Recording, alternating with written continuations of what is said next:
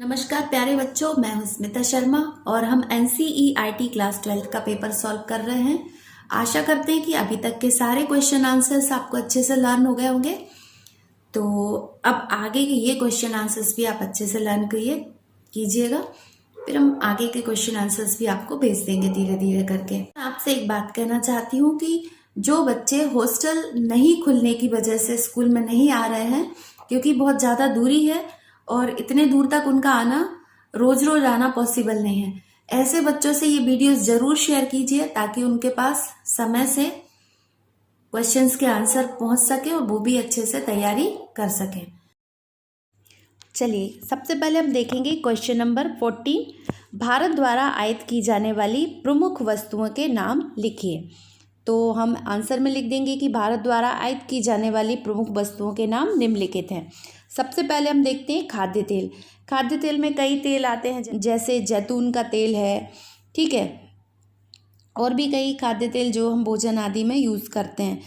दूसरा पॉइंट है लुगदा, यानी कि लुगदी तथा अपशिष्ट पेपर, कागज आदि इसमें सम्मिलित किए जाते हैं। तीसरा पॉइंट है अलोह धातुएं। अलोह धातुएं क्या होती हैं? जैसे टिन है, पीतल है, तांबा है, जिसमें लोहे की मात्रा नहीं होती है। उसके बाद है लोहा और इस्पात।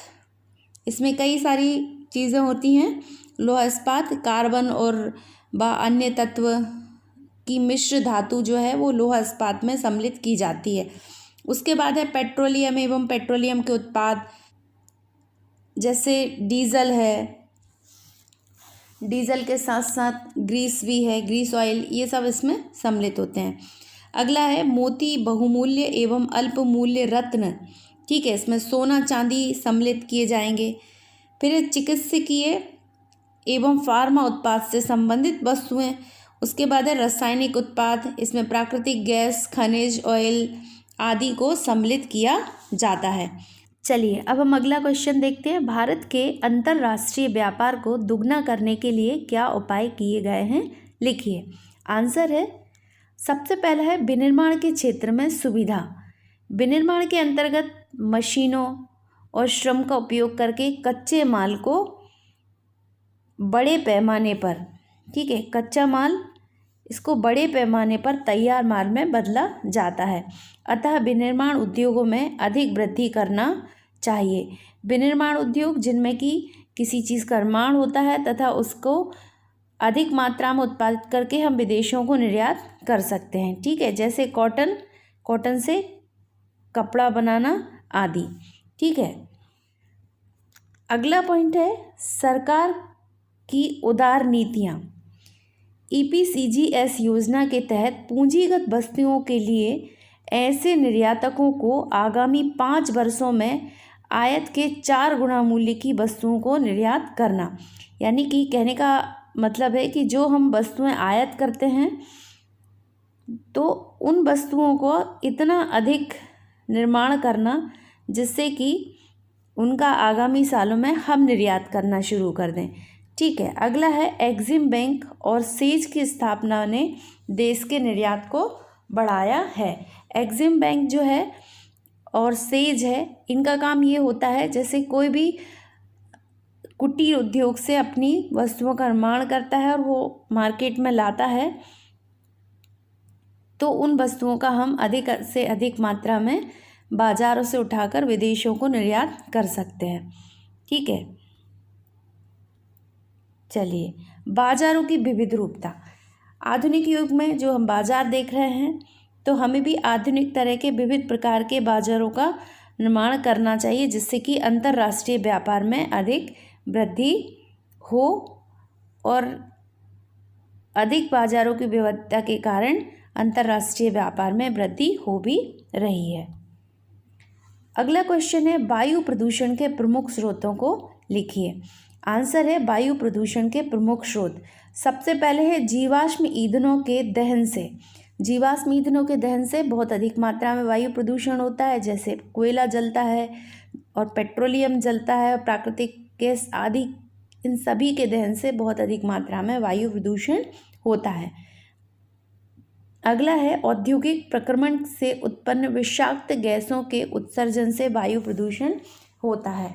उद्योगों में कोई भी चीज़ बन रही है और उनसे जब गैस निकलती है और गैसें अगर जहरीली होती हैं तो उससे वायु प्रदूषण बहुत अधिक मात्रा में होता है। चलिए अगला है खनन कार्य आदि से भी वायु प्रदूषण होता है।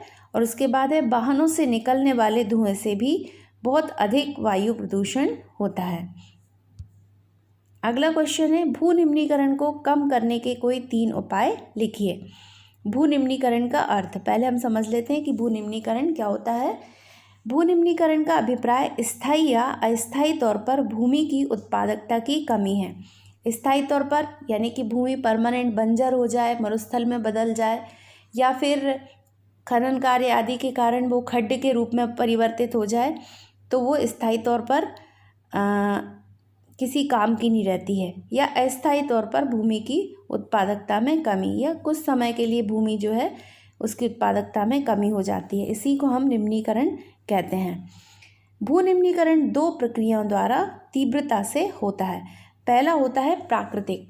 प्राकृतिक में कई होते हैं, जैसे खड्ड होते हैं, ठीक है,